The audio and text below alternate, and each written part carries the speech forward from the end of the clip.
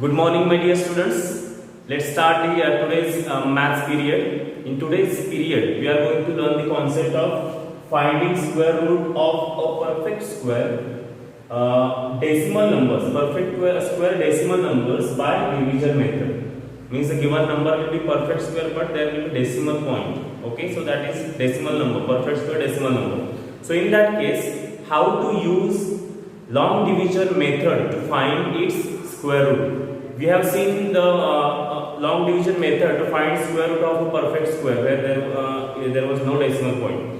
Here all the rules are same, just one rule is different, that is of making group, because here two parts are there. This is the part before decimal point, we say it whole part, and the part which is after decimal point we say it decimal part, okay, or fractional part. So here while making group there is little change. I will tell you. See here, for example, if the number is 23.78374, okay, this is number. So here this is whole part, this is fractional part. So here making when there is only a perfect square, like this is suppose perfect square, and we have to find its square root by long division method. Then how we make group from right to left, this way. This is one group and this is another group, second group. Or there is one more digit here, suppose 2, then we put take 2 as a one group. Okay, it's individual digit. That means we form the pairs from the right to left. But here also for the whole part, right to left only. Okay. But for the fractional part, we are going to form pairs from left to right. Here, this is one pair, one group, second, and here only 4 remain, and 1 remain. That's why we put 1 0 here. Though we put here 0, its value doesn't change. That's why we can put 0 and we can form the pair. Okay, understood? So in this way we have to form group. Remember, for whole part, right to left, and for fractional part, left to right. Okay, in this way we have to form groups here. Otherwise all the steps are same as we have seen in the previous concept. Okay, so let's do that as usual. Write here 3881.29. And let us form the groups first. We will form the groups of whole part. 1, 2 here, this is one group, this is another group, and fractional part. Here, since there are only 2 digits or 2 decimal places, that's why it is not so complicated, or it is very easy because it will be one group only. Okay. Now let us do. First, as usual, take first group 38. Find the perfect square which is less than 38. Which is that? 36, correct? And you know 36 is square of 6, so write 6 in the divisor box. Also 6 is 36, so 6 in the quotient box. And then subtract. Here remain 2. Okay, 38 minus 36, 2. Here in the divisor box, what we are going to do? Double the quotient. That is 6 2s are 12. Fine. Then take second group down. 81. So the number became 281. Now, here in the divisor we have to put one digit from between 0 to 9. Any one digit will come here after 12. Okay. So which is that digit? How to find that digit? I told you. Since here 3-digit number is there, 281. The number formed by first 2 digit is 28. So divide 28 by 12. 12 2s are 24. Correct? So when we divided 28 by 12, we got quotient 2. That means what, you know, take 2 here. Okay, and here also. The digit which we take here, same digit here you have to take in the quotient. Okay. So now the number here in the divisor box there is 122. So 122 2s are. What you are getting? 2 2s are 4. 2 2s are 4, 2 1s are 2, 244. Okay, here you will not get exactly to 81 because still numbers are there. Okay, so groups are there, that's why I write 244 here. and subtract it from the 281. So 11 minus 1 minus 4 not possible. That's why 11 minus 4. 11 minus 4 gives you 7. Here 8 minus 5 3. Okay, and 0. So 37 remain here. Here remain 37. Now what you have to do? After here there is decimal point. So before taking this group down, first put decimal point in the question box. Get it? Now take the group down 29 as it is. Okay. Here go to decimal point. So your number became 3729. Okay. Now which number you are going to take here? In the question column there is 62. So double of 62, that is twice. 2 to the 4, 6 to the 12, 124. Okay. So write here 124. Fine. Now after writing 124 here, again one more digit we have to take here.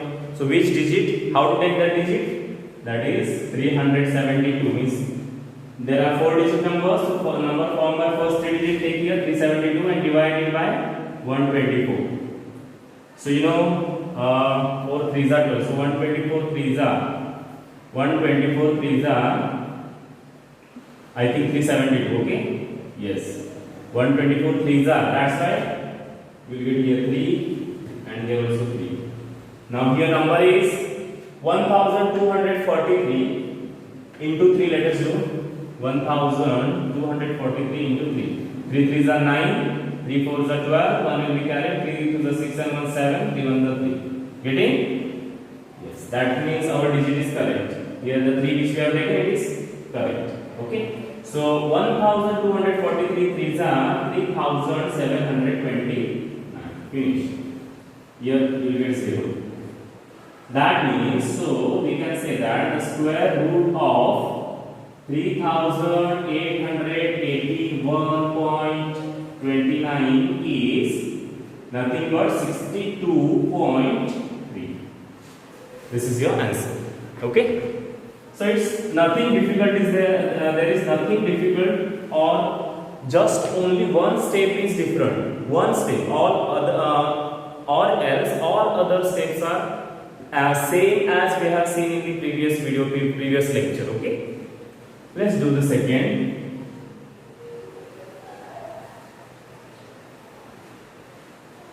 $6,432.04.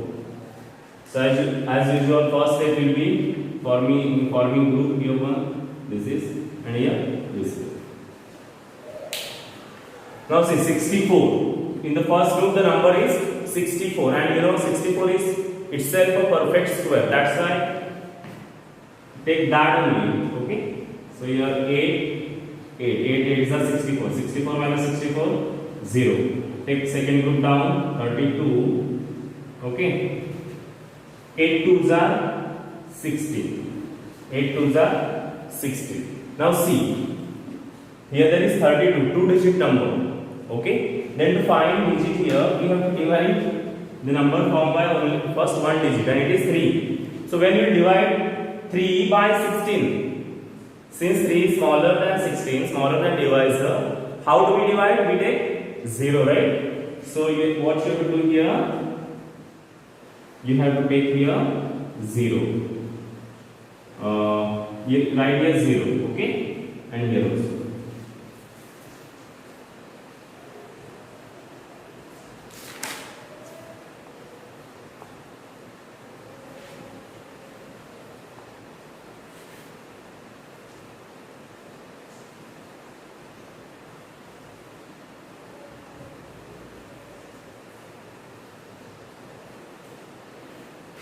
Okay, so write here 0 and here also write 0. So here 160 and here 80. Understood? So 160 zeros are 0. Remain here 32 only. Understood that? Here there is decimal points. Put decimal point here. Take next group down 04. And you know 82 are again 160 will come down. Now which digit to take here? So here now the number which is formed, it is 4 digits. So take first 3-digit number 320 and divide it by 160. 16 2s are. That's why 2 will come here and here. in the question work. Okay. Now 1602 into 2. Are you going to get 3204? Yes. 1602 into 2 is nothing but 3204. Subtract it. We will get 0. Okay. That means, so the square root of 6432.04 is nothing but 80.2. So in this way we have to find the square root of the perfect square decimal numbers by using the long division method. Understood? Now after this, these two examples we have seen. What you have to do today, from exercise 3b, you have to solve question number 5, which is based on these questions. Understood?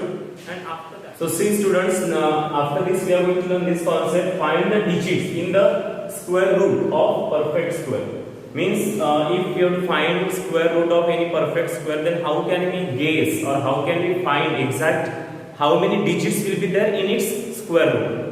Okay, so there is two formulae. Okay, see here some few examples I have written here. Square root of 1225 is 35, correct?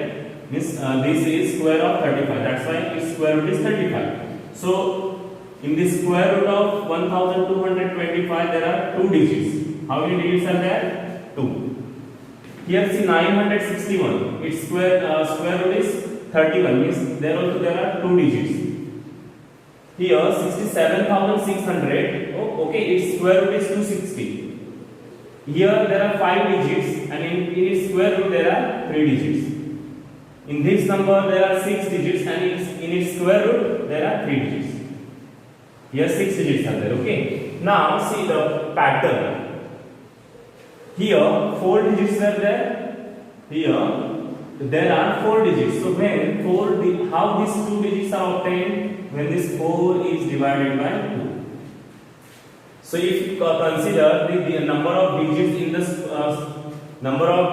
the square, perfect square, as a n, then it can be written as n divided by 2.